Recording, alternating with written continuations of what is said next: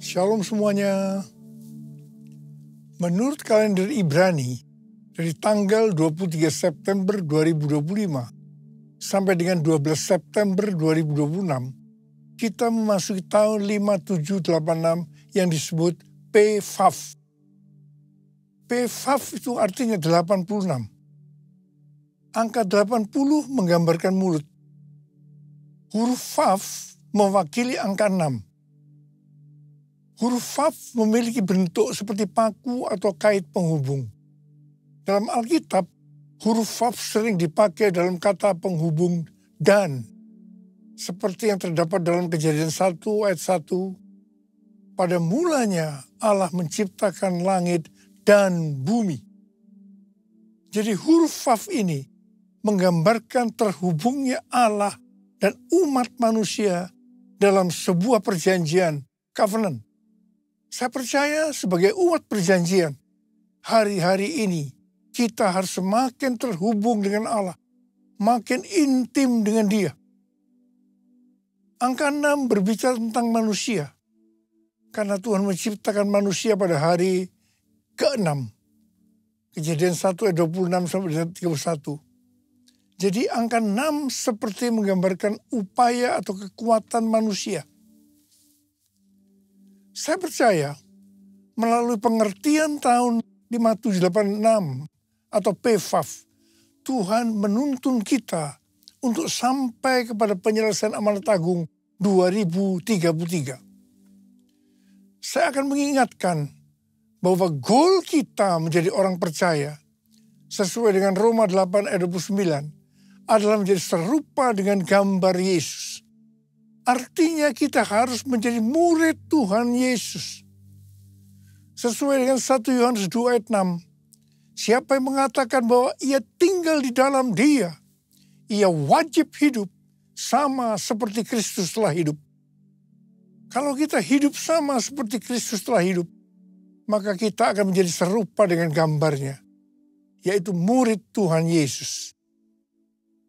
Tugas utama kita sebagai murid Tuhan Yesus tanpa melihat profesi kita sesuai dengan Matius 28 ayat 19 dan 20 adalah menjadikan semua bangsa murid Tuhan Yesus yang artinya menyelesaikan amanat agung. Salah satu jawaban Tuhan Yesus ketika ditanya oleh murid-muridnya tentang tanda kedatangannya dan tanda akhir zaman terdapat dalam Matius 24 ayat 14 yang berkata, dan Injil kerajaan ini akan diberitakan di seluruh dunia menjadi kesaksian bagi semua bangsa. Sesudah itu barulah tiba kesudahannya. Dengan perkataan lain dikatakan bahwa kalau amanat agung sudah selesai, maka sesudah itu Tuhan Yesus datang.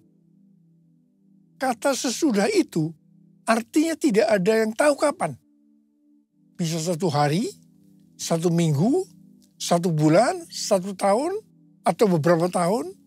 Yang jelas tidak akan lama. Sebab Tuhan Yesus berkata, Aku datang segera.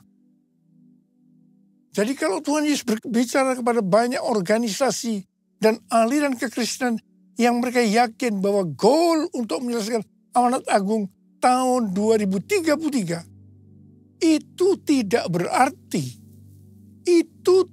berarti bahwa Tuhan Yesus pasti datang tahun 2033. Itu tidak alkitabiah.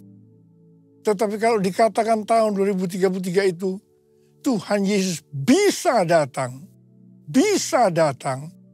itu alkitabiah. Sebab kedatangannya bisa sewaktu-waktu. Yang jelas Tuhan Yesus berpesan sangat kuat kepada kita.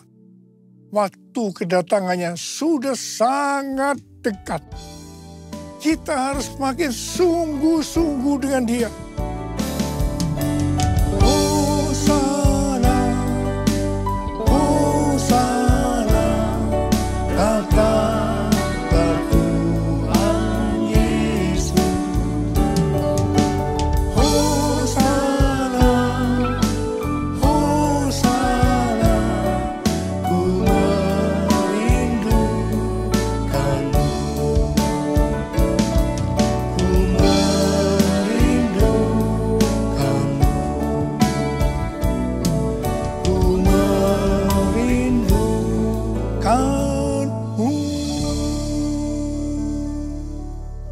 sampai tahun 2033, Tuhan Yesus terus menuntun kita melalui tahun 5786 atau PFAF. Tuhan berpesan kepada kita untuk yang pertama, perhatikan mulut. Angka 80 menggambarkan mulut. Memasuki PFAF atau 86, kembali Tuhan mengingatkan tentang mulut.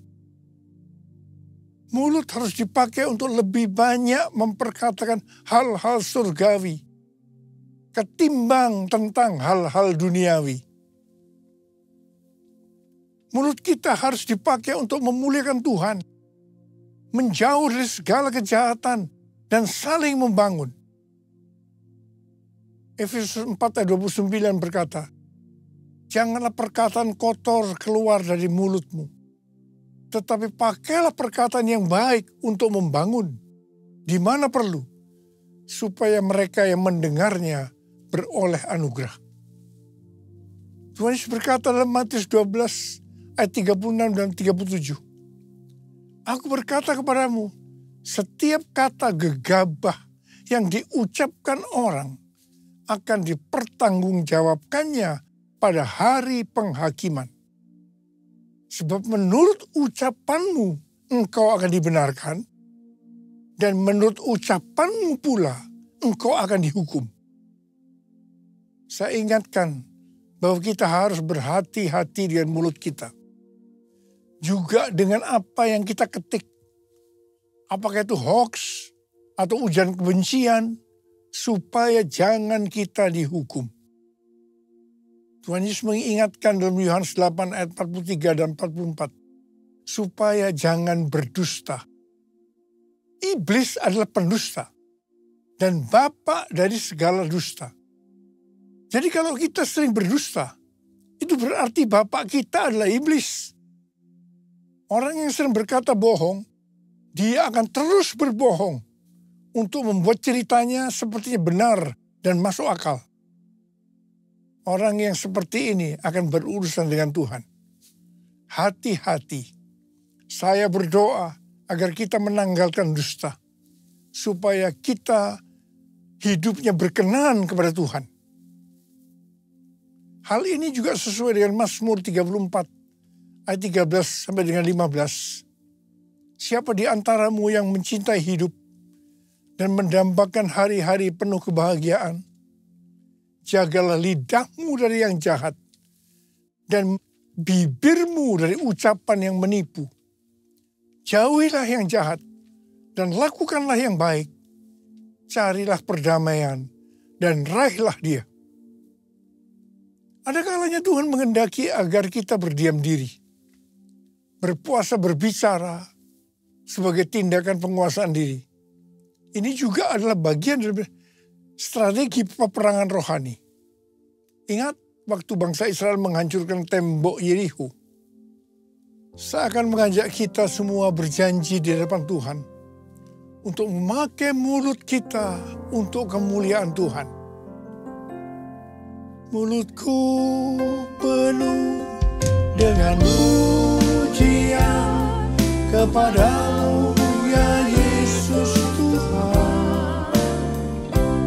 Sepanjang hari ku beri penghormatan kepadamu ya Allahku. Kepadamu ya Allahku.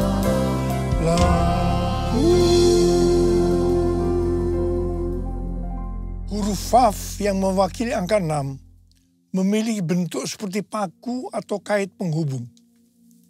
Huruf Vav ini menggambarkan terhubungnya Allah dengan umat manusia melalui Tuhan Yesus Kristus. Jadi supaya manusia terhubung dengan Allah, artinya manusia mendapatkan keselamatan, Tuhan Yesus harus mati dengan penderitaan yang luar biasa. Betapa baiknya Tuhan Yesus. 1 Korintus 6 ayat 19 dan 20 berkata, atau tidak tahukah kamu bahwa tubuh kamu semua adalah bait Roh Kudus yang tinggal di dalam kamu, roh yang kamu peroleh dari Allah, dan bahwa kamu bukan milik kamu sendiri, sebab kamu telah dibeli dan harganya telah lunas dibayar. Karena itu muliakanlah Allah dengan tubuhmu. Keselamatan yang kita peroleh adalah karena kasih karunia Allah, bukan karena perbuatan baik kita yang kita responi dengan kita beriman kepadanya. Pada saat kita percaya kepada Tuhan Yesus sebagai Tuhan dan Juru Selamat kita, maka Roh Kudus masuk ke dalam hati kita. Harap diperhatikan, tubuh kita ini bukan milik kita sendiri. Tubuh ini miliknya Tuhan Yesus. Karena Tuhan Yesus telah membeli kita dari penguasa kita yang lama, yaitu iblis. Tuhan Yesus membeli kita dengan darahnya, dengan nyawanya, dan harganya telah lunas dibayar. Tuhan Yesus membeli kita dari tuan kita yang lama, dengan harga yang sangat mahal, yaitu dengan darahnya, nyawanya. Dan keselamatan yang Tuhan Yesus sediakan bagi kita diberikan secara cuma-cuma. Melalui kasih karunia. Bukan karena perbuatan baik kita. Asal kita beriman kepadanya. Menerima Yesus sebagai Tuhan dan Juru Selamat kita. Tuhan Yesus berpesan, muliakanlah Allah dengan tubuh. Jangan ada yang berkata, mulut-mulut saya sendiri, tangan-tangan saya sendiri, uang-uang saya sendiri. Saya bisa mempergunakan semua sesuai kemauan saya sendiri. Ini tidak benar. Sekali lagi saya mau katakan, tubuh ini bukan milik kita sendiri, tetapi miliknya Tuhan Yesus. Muliakanlah Allah dengan tubuh. It's all about you. It's all about you. It's all about you, Jesus. It's all about you. It's all about you. It's all about you, Jesus. Huruf Vav yang mewakili angka 6 berbicara juga tentang manusia. Karena Tuhan menciptakan manusia pada hari ke-6. Jadi angka 6 dapat menggambarkan upaya atau kekuatan manusia. Dalam Yakobus 4 ayat 6 dikatakan, Allah menentang orang yang congkak, tetapi memberi anugerah kepada orang yang rendah hati. Orang yang sombong atau congkak itu artinya orang yang tidak memiliki kasih. 1 Korintus 13 ayat 1 sampai 3 berkata, sekalipun kita dapat berbicara dalam semua bahasa manusia dan bahasa malaikat, sekalipun kita mempunyai karunia untuk bernubuat, sekalipun kita mengetahui segala rahasia dan memiliki seluruh pengetahuan, sekalipun kita memiliki iman yang sempurna untuk memindahkan gunung, sekalipun kita membagi-bagikan segala sesuatu yang ada pada kita, bahkan menyerahkan tubuh kita untuk dibakar, tetapi jika tidak memiliki kasih, kita sama sekali tidak berguna. Bukan rahasia lagi, kejatuhan kita termasuk hamba-hamba Tuhan dikarenakan kesombongan. Pada suatu hari, hamba Tuhan yang adalah rekan saya yang dipakai Tuhan datang kepada saya bercerita tentang penyakit yang dideritanya. Sudah berbulan-bulan dia mengalami tekanan dalam hidupnya. Waktu dia bercerita kepada saya, tiba-tiba Tuhan berbicara kepada saya untuk disampaikan kepada teman saya lain. Saya bilang, kalau kita mau dipakai Tuhan dengan lebih dahsyat, maka kita harus dilemahkan. Dia memandang saya. Dan sambil menunjuk kepada saya, dia berseru dengan suara keras, yes, yes, yes. Ini berarti dia sudah mendapat jawabannya. Sebetulnya kata-kata yang Tuhan berikan kepada saya, ini adalah pengalaman dari Rasul Paulus. Kesaksian Rasul Paulus dalam 2 Korintus 12 ayat 1 sampai dengan 10. Bahwa dia diangkat ke surga tingkat 3 atau Firdaus. Dia mendengarkan kata-kata yang tidak terkatakan, yang tidak boleh diucapkan manusia. Ini pernyataan yang luar biasa. Supaya jangan sombong dengan pengalaman yang luar biasa ini. Dia diberi duri dalam daging. Yaitu utusan iblis yang menghantam dia. Rasul Paulus sudah 3 kali minta kepada Tuhan untuk dilepaskan dari ini. Namun jawaban Tuhan, cukuplah anugerahku bagimu. Sebab justru dalam kelemahanlah kuasaku jadi sempurna. Rasul Paulus menerima dengan rela untuk dilemahkan. Dia bilang, aku senang dan rela dalam kelemahan. Di dalam siksaan, di dalam kesukaran, di dalam penganiayaan, dan kesengsaraan karena Kristus. Sebab jika aku lemah, maka aku kuat. Dari kesaksian Rasul Paulus ini jelas, penyebab utama dari hamba Tuhan tidak bisa dipakai oleh Tuhan lebih lagi adalah karena kesombongan. Kalau dia rela dilemahkan, Tuhan pakai lebih lagi. Tetapi jika tidak, semuanya selesai. I bless your name, I bless your name, I give you honor, give you praise. You are the life, the truth, the way. I bless your name, I bless your name, I bless your name, I bless your name. Tahun 2000, saya mengalami tekanan berat dalam pelayanan saya.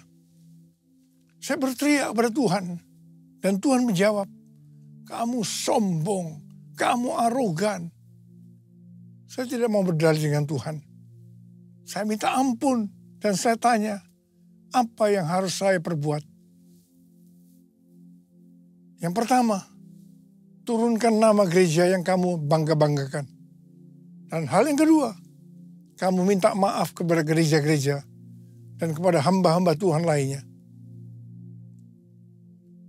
Saudara, untuk melakukan ini tidak mudah. Betul-betul harus punya niat untuk merendahkan diri.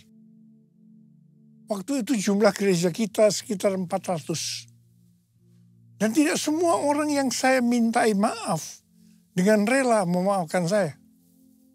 Ada yang sinis, ada yang berkata, Niko punya taktik apa lagi ya? Dan saya melakukan ini selama beberapa tahun. Beberapa tahun dengan sungguh-sungguh. Saya benar-benar dilemahkan oleh Tuhan.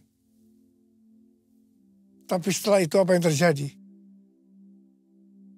Yang pertama, rekonsiliasi di antara gereja-gereja terjadi.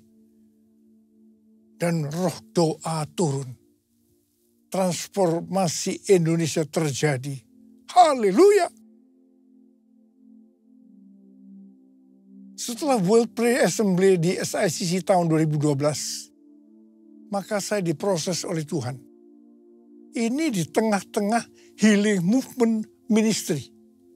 Pelayanan kesembuhan.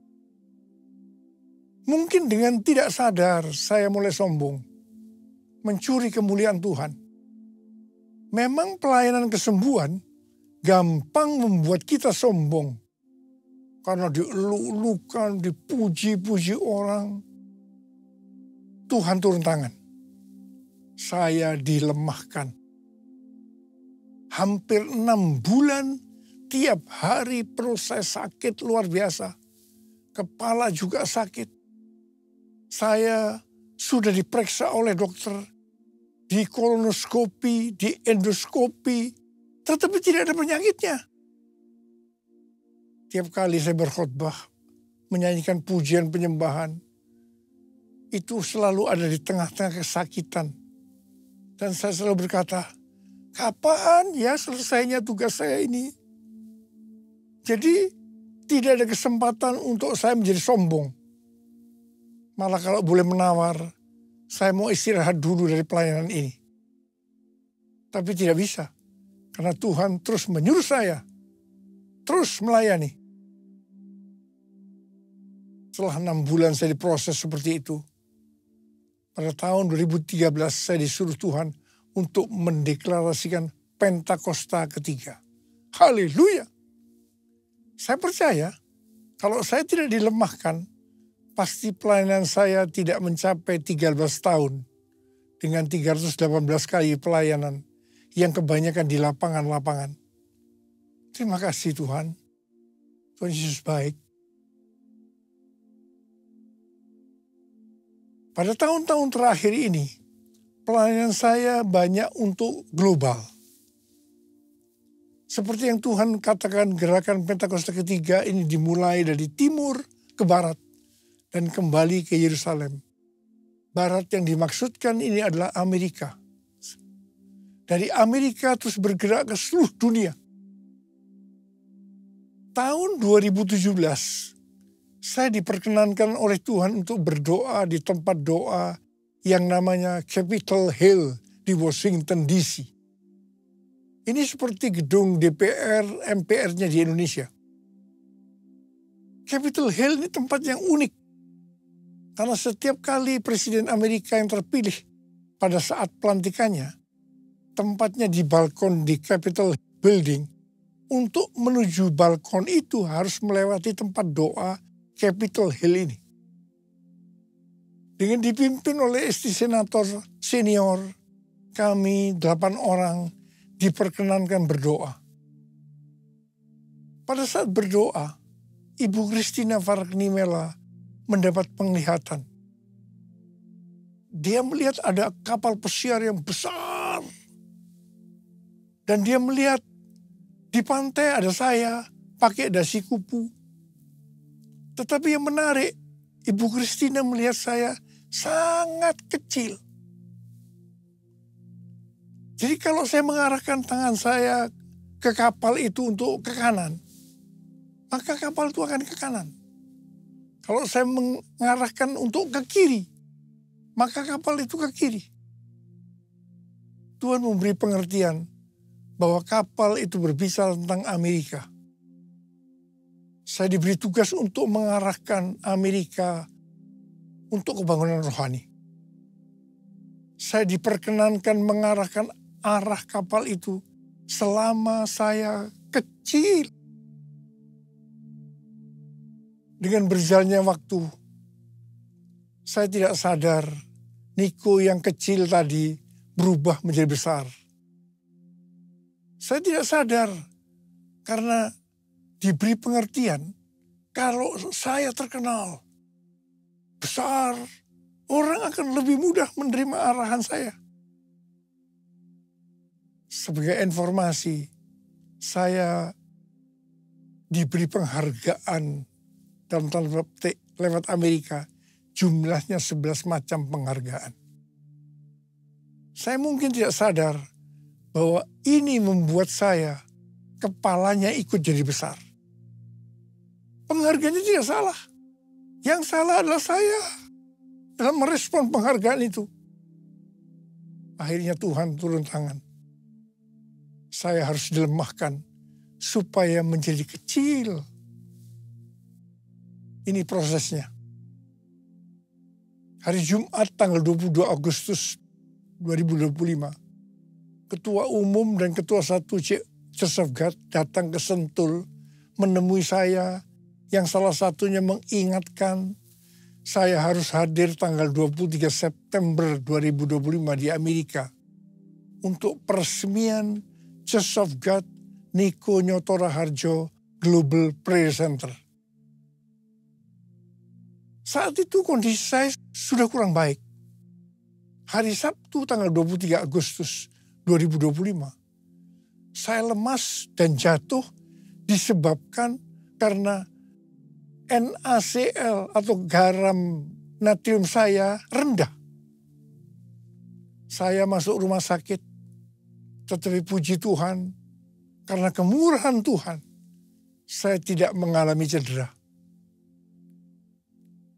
Tindakan saya yang pertama, saya datang kepada Tuhan. Minta ampun. Dan kemudian saya minta, mohon tuntunan Tuhan. Dan ini tuntunan Tuhan pada saya waktu itu. Yang pertama, saya disuruh membatalkan ke Amerika. Yang kedua, saya disuruh menurunkan nama Niko Nyoto Raharjo di Global Prayer Center Church of God. Karena itu akan mencuri kemuliaan Tuhan. Dan yang ketiga, saya juga disuruh membatalkan pelayanan-pelayanan besar lainnya. Saya bilang sama Tuhan, Bapak, saya akan taat. Ampuni hamba-Mu ini yang tidak peka. Biar hamba-Mu kembali jadi kecil. Dan Engkau yang bertambah besar. Dan Engkau izinkan hamba-Mu ini sampai tahun 2033. Bapak, kami bersama-sama mau angkat tangan di hadapan-Mu. Yang pertama-tama ampuni hamba-Mu, Abah. Ampuni hamba-Mu. Ampuni kami semua. Tuhan, terima kasih. Terima kasih. Terima kasih. Izinkan kami semua, Tuhan, untuk bisa menyelesaikan amanat agung sampai tahun 2033. Bapa, berkat-Mu turun ke atas kami semua. Ya Tuhan. Ya Bapa, ya Bapa, ya Bapa. Yesus, ku sembahkan, sujud di hadapan-Mu, keinginan dalam hidupku hanya untuk menyembah-Mu. Yesus, ku sembahkan, sujud di hadapan-Mu, keinginan dalam hidupku hanya untuk menyembah-Mu, hanya untuk menyembah-Mu.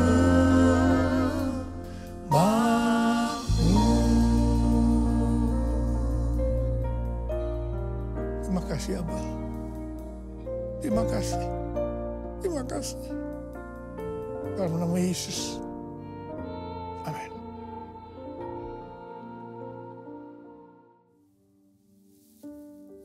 Kita akan masuk dalam perjamuan kudus. Kita akan mengingat ayat ini. Sebab setiap kali kamu makan roti ini dan minum cawan ini, kamu memberitakan kematian Tuhan sampai Ia datang. Perjamuan kudus adalah perjamuan Tuhan Yesus sendiri. Setiap kali kita masuk dalam perjamuan kudus, Tuhan Yesus selalu berkata, biarlah ini menjadi peringatan akan aku. Karena itu mari, arahkan hati kita kepada kebaikan Tuhan. Kita akan mengingat kebaikan Tuhan. Supaya kita lebih mengasihi Tuhan Yesus. Supaya kita lebih mengasihi satu dengan yang lain. Mari tundukkan kepala. Tuhan, siapakah kami ini sebelum kami mengenal Engkau? Kami semua orang berdosa. Upah dosa adalah maut, mati. Tapi Engkau yang tidak berdosa telah dijadikan dosa oleh karena kami. Engkau harus turun dari sorga mulia. Mati ganti kami dengan penderitaan yang luar biasa. Sungguh kalau kau pikirkan betapa baiknya Engkau ya Abah. Itu Engkau ya Abah. Kau jadikan kami sebagai anak-anak-Mu. Kau tuntun, kau bela, kau tegur kalau kami salah. Kau ampuni kami ya Tuhan. Terima kasih buat semuanya. Terima kasih, terima kasih. Tuhan akan memberkati kita melalui perjamuan kudus. Tapi Tuhan mau kita makan dan minum dengan cara yang benar. Karena itu kita harus introspeksi. Mari lihat sekali lagi. Kita akan lihat keadaan diri kita masing-masing. Kalau ada dosa yang Tuhan ingat, kita langsung datang. Minta ampun. Minta ampun. Supaya diberkati oleh Tuhan. Ampuni kami Tuhan. Ampuni. Makasih Abah. Kami akan masuk dalam perjamuan kudus dengan hati yang penuh ucapan syukur. Dalam nama Yesus kami berdoa. Amin. Mari. Angkat roti di tangan kanan kita tinggi-tinggi. Sebab apa yang telah kuteruskan kepadamu telah aku terima dari Tuhan. Yaitu bahwa Tuhan Yesus pada malam waktu ia diserahkan mengambil roti. Dan sesudah itu ia mengucap syukur atasnya. Ia memecah-mecahkannya dan berkata, inilah tubuhku yang diserahkan bagi kamu. Perbuatlah ini menjadi peringatan akan aku. Saudara kasih Tuhan, bukankah roti yang kita pecah-pecahkan ini adalah persekutuan kita dengan tubuh Kristus? Mari kita makan dalam nama Yesus.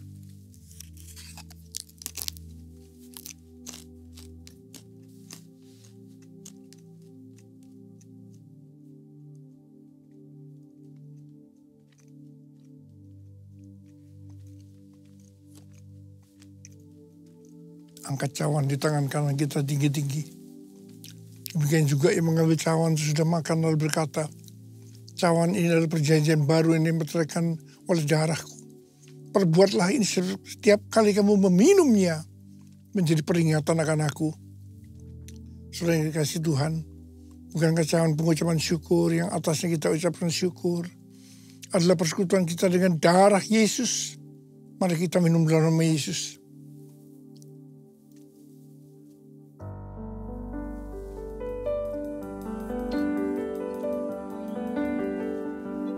Ucapan syukur dan terima kasih dengan suara. Jangan diam. Tuhan terima kasih ya Tuhan. Tuhan terima kasih ya Tuhan. Terima kasih ya Tuhan. Terima kasih. Urialala makana mayarala wala wala wala. Urialala bara bara bara bara bara bara bara bara bara. Yesus. Yesus, Yesus, Yesus, Yesus, Yesus, Yesus, Yesus. Oh, rabala bala bala bala bala bala bala bala bala. Maria bala bala bala bala bala. Terima kasih Yesusku, terima kasih Yesusku. Puji syukur hanya bagi Tuhanku.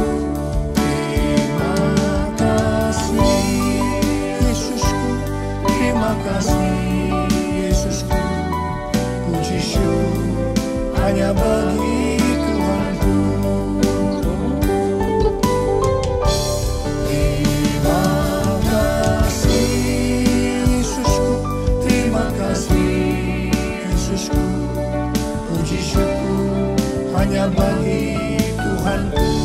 Terima kasih Yesusku, terima kasih Yesusku, puji syukur hanya bagi Tuhanku. Puji syukur hanya bagi Tuhanku. Puji syukur hanya bagi Tuhanku. Terima kasih. Terima kasih Abah. Terima kasih. Terima kasih. Sekarang terima berkat Tuhan. Kasih karunia berlimpah-limpah daripada Allah Bapa di dalam Anak yang tunggal Yesus Kristus. Persekutuan yang manis dengan Roh Kudus menyertai kita semua. Mulai hari ini sampai Tuhan Yesus datang menjemput kita di awan-awan. Dan bahkan sampai selama-lamanya. Yang percaya bersama-sama katakan, amin.